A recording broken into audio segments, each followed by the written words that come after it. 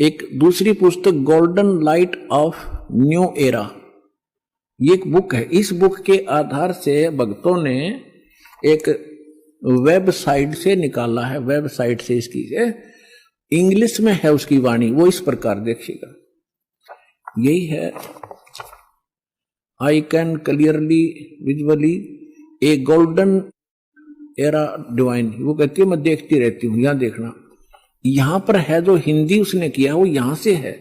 When I enter great flights of meditation, I visualise, मैं देखती हूं, ये क्या कहती है बहन के जब मैं ध्यान की गहन ऊंचाइयों को छूती हूं, यानी जब मैं ऊपर उड़ती हूं ध्यान से, तो मैं क्या देखती हूं, देखिएगा।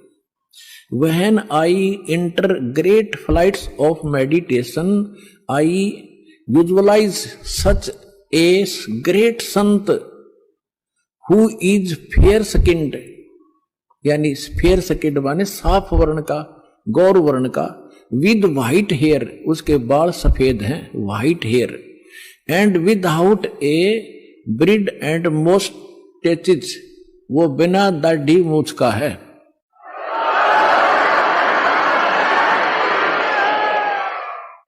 और उसके सफेद बाल हैं। दास की इस एज को वो उस समय देख रही थी कि उस समय वो ढूंढा ठावेगा। अब उसी का अंश इसने यहां थोड़ा सा कम अनुवाद कर पाया, ये भूल गया होगा। इसने अपनी दूसरी पुस्तक golden light of new era में भी लिखा है, जब मैं ध्यान लगाती हूं तो अक्सर एक संत को देखती हूं, गौर वर्ण के, आगे लिखना भूल गया, सफेद बाल थे, बिना दाढ़ी मूछ का।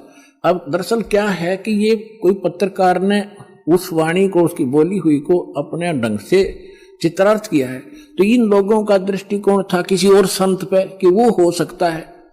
इसमें लिख रखा है कि श्री राम शर्मा होगा, इस अंग्रेजी वाले ने आगे चल के, जैसे गीता मूल तो सही है, मूल पाठ गीता का, अनुवादकर्ताओं ने अपने हिसाब से श्री कृष्ण का ऊपर बना रखी थी, श्री कृष्ण बोल रहा है गीता, तो ये लोग ऐसे यहां ये जान के छोड़ गया कि वो सफेद बाल होंगे और बिना दाढ़ी मूछ वाला होगा, इसलिए यहां छोड़ गया। इसमें इंग्लिश वाली में उसकी में साफ लिखा है, वो उसकी अपनी बोली हुई भविष्यवाणी है, अपनी भाषा में। यहां देखिएगा, जब मैं ध्यान लगाती हूं तो अक्सर एक संत को देखती हूं, गौर वर्ण के, उस संत के ललाट पर गजब के तेज होता है, उनके माथे पर, ललाट पर आकाश से एक नक्षत्र के प्रकाश की किरणें निरंतर बरसती रहती हैं।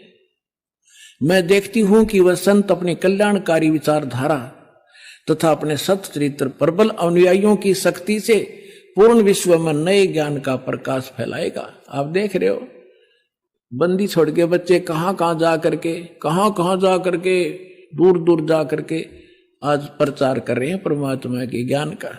वह संत अपनी कल्याणकारी विचारधारा तथा अपने सच्चरित्र प्रबल अनुयायियों की शक्ति से संपूर्ण विश्व में नए ज्ञान का प्रकाश फैला रहे हैं।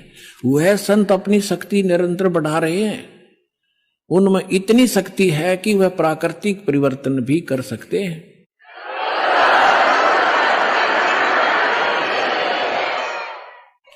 वह अपना कार्य वैज्ञानिक ढंग से करेंगे, उनकी कृपा और प्रयत्न से मानवीय सभ्यता में नई जागृति आएगी, विश्व के समस्त जनसमूह में नई चेतना का संचार होगा, लोक शक्ति का एक नया रूप उभर कर सामने आएगा, जो सत्ताधारियों की मनमानियों पर अंकुश लगा देगा।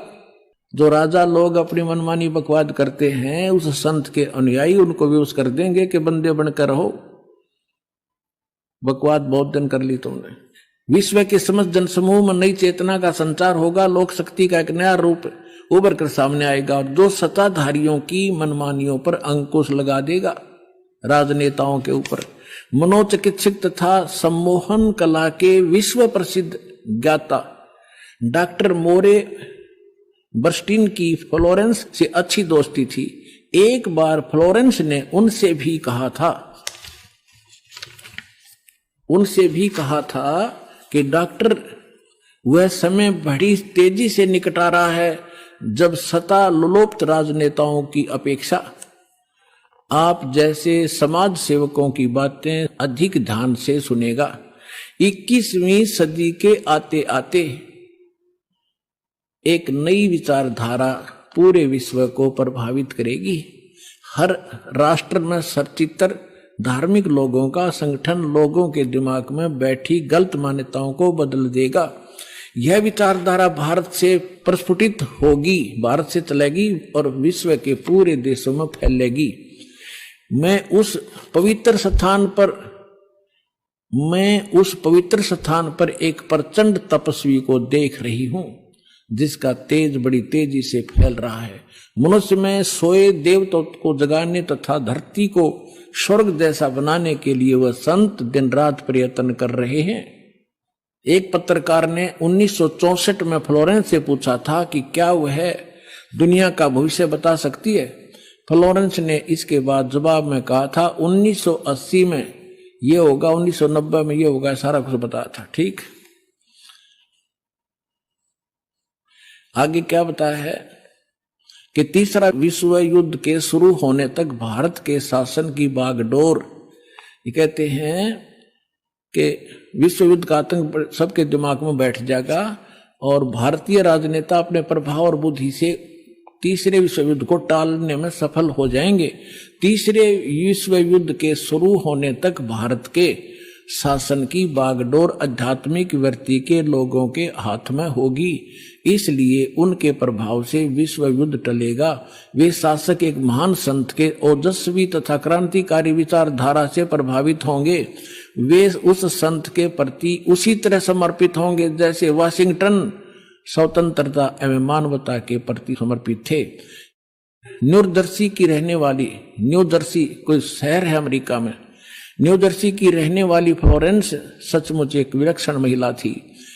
एक बार नोबेल नामक एक व्यक्ति ने, इसने ये बताना चाहा, पत्रकार ने दिखाना चाहा है कि एक पत्रकार था अमेरिका का और वो इसका इंटरव्यू ले रहा था और वो इंटरव्यू टीवी पर चला रखा था डायरेक्ट लाइव। ये पूछ रहा कि तो आप एक संत के बारे में तो बहुत बता रही हो, लेकिन मेरे बारे में बताओ कुछ। जो प्रकरण इतना ही जिसमें ना पढ़ के मैं वैसे बता दूं, जल्दी निमट जाएगी बात। तो फ्लोरेंस ने कहा कि तेरे विषय बताऊं। उसका दायां हाथ पकड़ा और उसने कहा कि आप जो है किसी दूसरे राज्य में भी प्रचार प्रसार करेगा। तो वो कह रहा था, उसने इसमें लिखा है कि मैं उससे कह रहा था कि तू भला मजाक कर रही है मेरे साथ। अगर इस इंटरव्यू को मेरी महकमे वाले सुन रहे होंगे, मेरे बॉस, तो मुझे नौकरी से निकाल देंगे।